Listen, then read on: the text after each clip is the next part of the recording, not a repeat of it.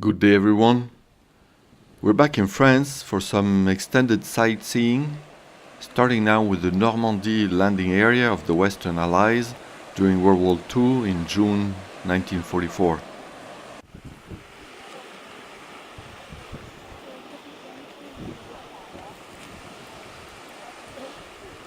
The Omaha beach and its memorial. It is hard to imagine these beautiful cliffs and beaches full of dead bodies, shot, blasted, and even drawn, pulled down by the weight of their own gear.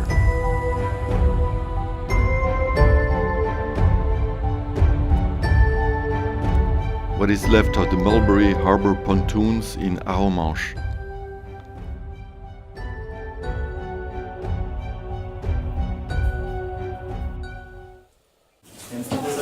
Some of the observation bunkers are very much present.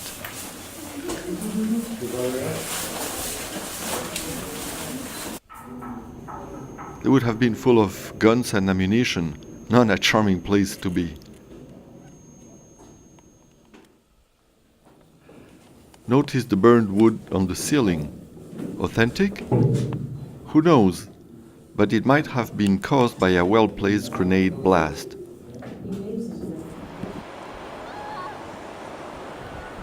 Nature's taking over, corroding whatever it can, making all disappear, popping flowers instead.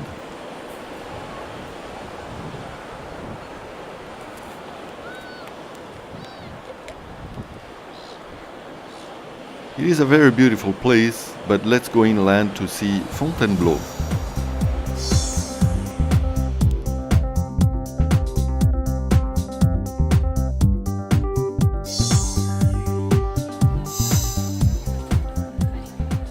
We start with a horseshoe-shaped staircase that leads to the palace. It was constructed for King Louis XIII. Napoleon took a final salute from his guards at this historic location in front of the Chateau De Fontainebleau. The chateau has a very long history. The first record of fortification on the site dates from the early 12th century.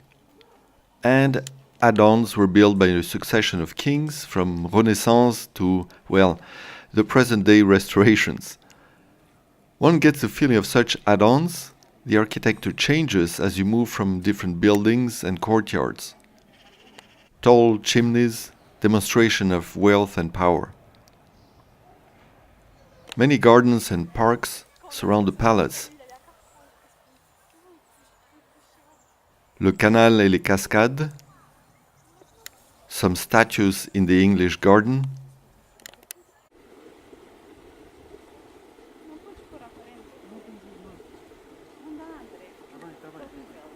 the Carp's Pond and its pavilion.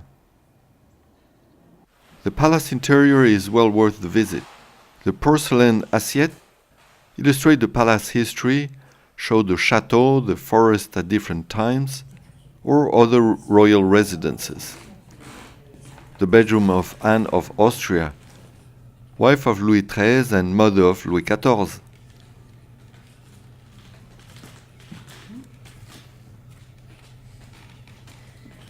The Grand Salon or Salon de Réception, the antechamber to the bedroom of the Queen Mother or Anne of Austria, the Chapel of the Trinity.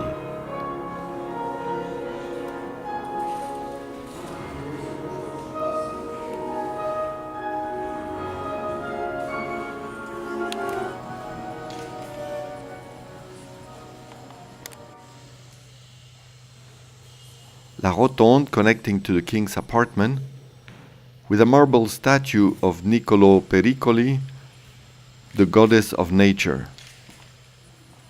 Very elegant and well-crafted pieces of furniture, though sometimes can be simplistic. A view of the library.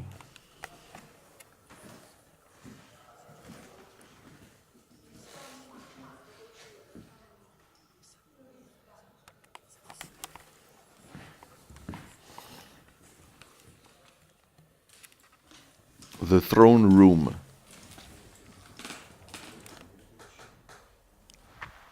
Let's move on and keep track of our visits on the board. Now we go to Le Chateau de Vaux-le-Vicomte. This magnificent Baroque French chateau was built for Nicolas Fouquet, the superintendent of finances of King Louis XIV. Fouquet hired the architect Louis Levaux, the landscape architect André Lenôtre, and the painter-decorator Charles Lebrun. This was the beginning of the Louis XIV style, combining architecture, interior design, and landscape design. The story about the castle and what happened to Nicolas Fouquet is quite upsetting. Fouquet's intentions were to flatter the king. After all, part of Vaux-le-Vicomte was actually constructed specifically for the king. But Fouquet's plan backfired. Jean-Baptiste Colbert led the king to believe that his minister's magnificence was funded by public funds. Colbert, who then replaced Fouquet as superintendent of finances, ordered his arrest. And guess who arrested him? The captain of the Mousquetaires, D'Artagnan himself. Book restoration is a tough job, as you can imagine.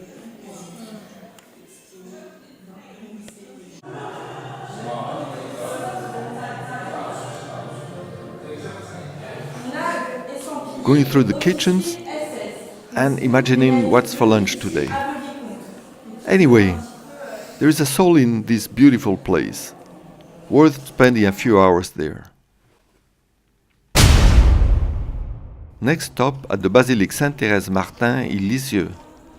Some 700,000 pilgrims visit Lisieux every year, making it the second most important pilgrimage site in France. The first one is Lourdes. The basilica dedicated to Sainte Thérèse was built and finished in 1954.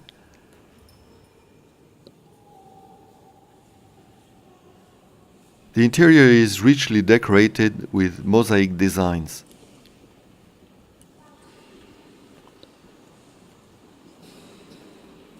She did have a very sweet and charismatic expression.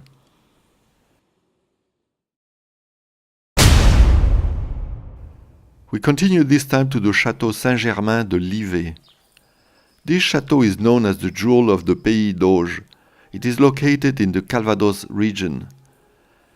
The castle comprises half-timbered features, traditional 15th century manor house, and a 16th century building in varnished brick and stone produced in the area, so-called céramique du Pré d'Auge.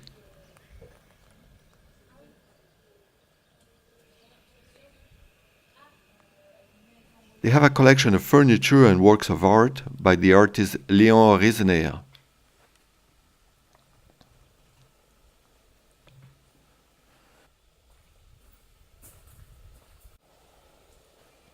The Salle des Offices is very interesting to visit.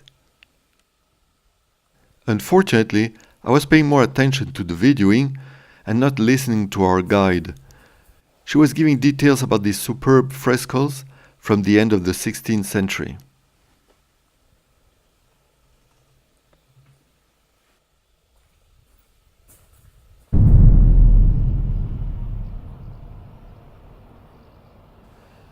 We move now to the Chateau de Guillaume le Conquérant, also known as the Chateau De Phallus. The dungeons have been well restored, and what is left within the ramparts is more of a ruin than a fortress. But the views of the city of Falaise are very nice. Next is the Abbaye Saint-Vigor de Cerisy. Let's put it on the board.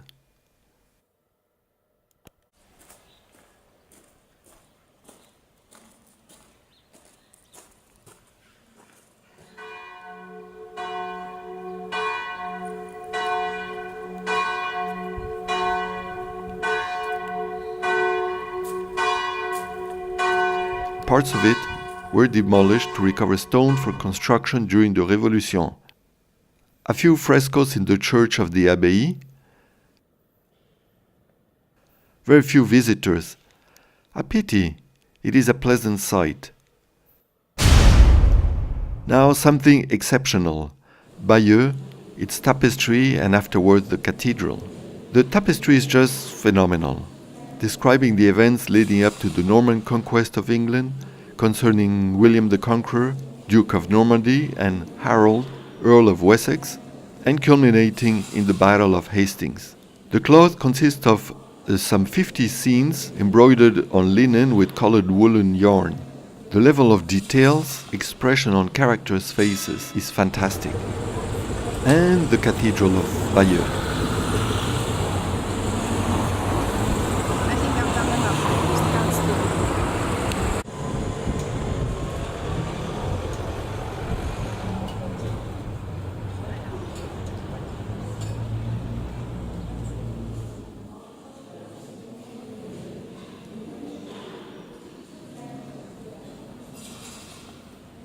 Most of these figures on the facade have been restored. The level of details is impressive.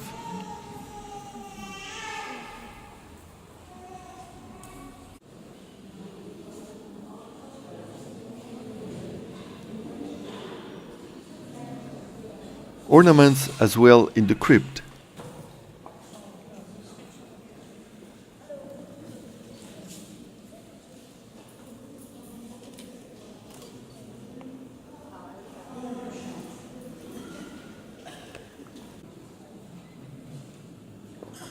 The cathedral interior with beautiful arches, stained glasses,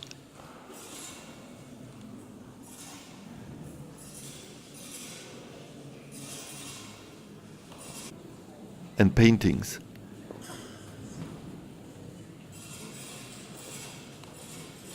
Here the martyr Saint Blaise being tortured with wool-cumbered irons before getting his head chopped off. Charming practices in the name of religion. We move now to Caen and the Abbaye aux Hommes.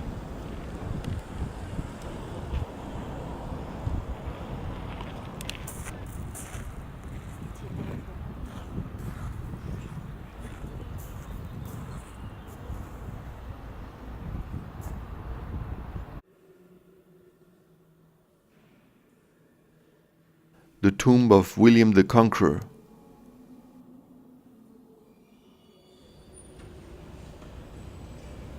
The Catedral de Chartres, with its typical flying buttresses, beautifully decorated facade.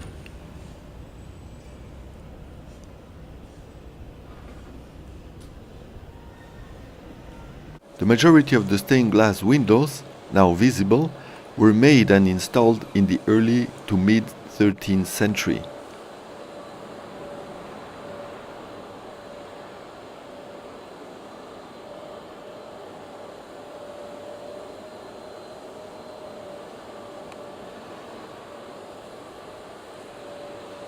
The statues and the history they depict are fascinating.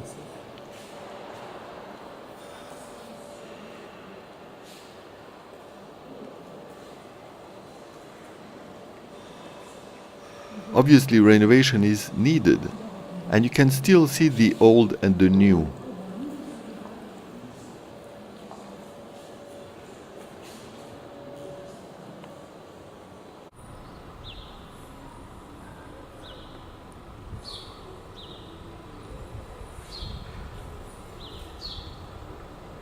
On the north porch, the zodiac signs and labors of months.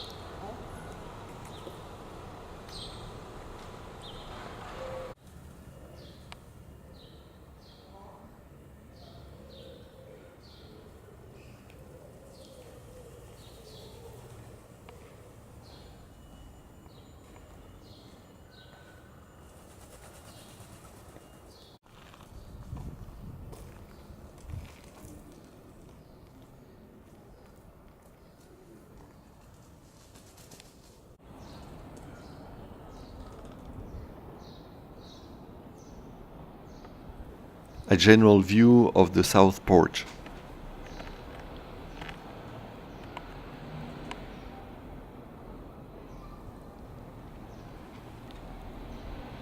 And to finish this tour, we end up in Giverny and the gardens of the Impressionist Claude Monet. This was the man posing in front of some of his paintings, some of his creations. This one with the bridge over the pond and the bridge as it stands today.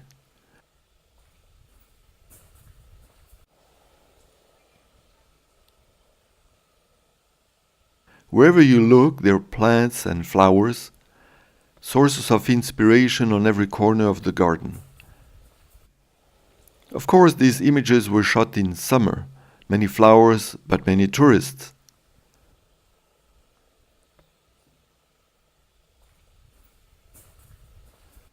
Monet's house, one of his ateliers, living quarters, and the kitchen. That's it for this time. I hope you enjoyed this assortment of tours and visits. Cheers!